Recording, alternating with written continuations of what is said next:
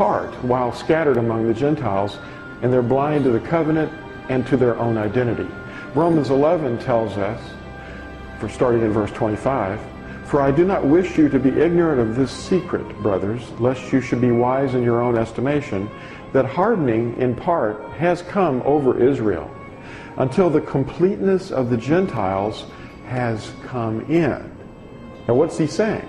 He's saying that Gentiles who think they're Gentiles are coming into Israel. They're not the land, but the covenant. That's the way you engraft.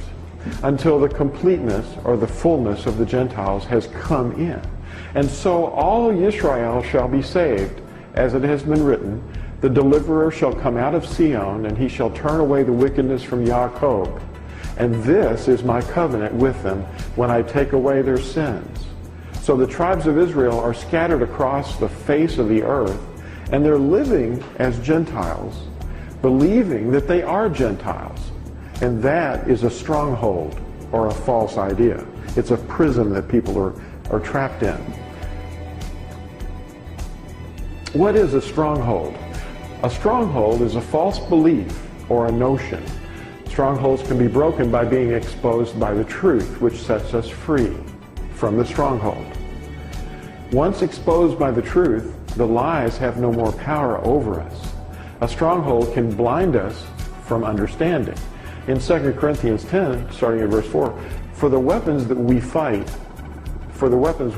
with are not fleshly, but mighty in Elohim for the overthrowing of strongholds, overthrowing reasonings, and every high matter that exalts itself against the knowledge of Elohim, taking captive every thought to make it obedient to the Messiah, and being ready to punish all disobedience when your obedience is complete."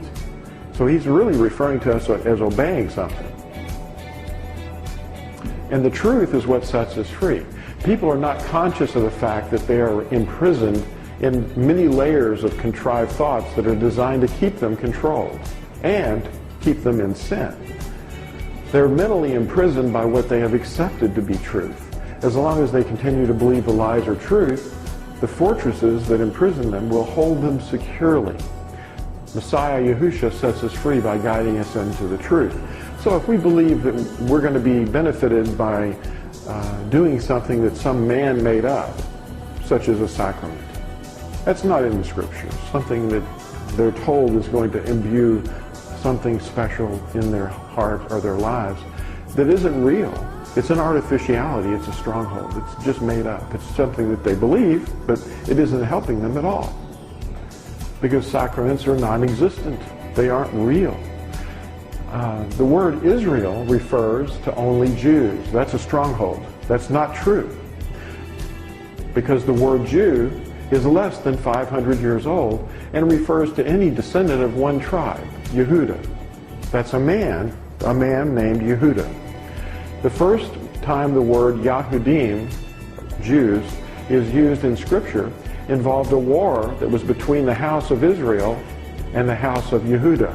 The house of Israel was the 10 tribes in the north after the tax revolt after Solomon. And then they were fighting the house of Yehuda. They were fighting each other. So there were 10 tribes fighting against 2 tribes. And the first time it is mentioned is in 2 Kings 16, verse 6.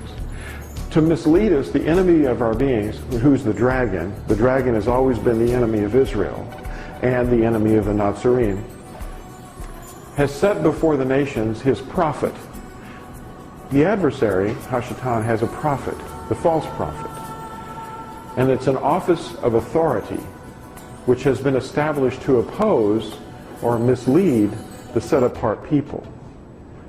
The elect, or the children of Israel, are called Kodeshim. That means the set-apart ones. If you're in the covenant, then you're set apart because you have a relationship between Yahuwah and yourself. You know, there's a relationship. But a lot of Christians are saying, I want that personal relationship. But there's only one personal relationship that Yahuwah has offered. And that is through the mediator of the covenant, Yahusha. The covenant is the relationship.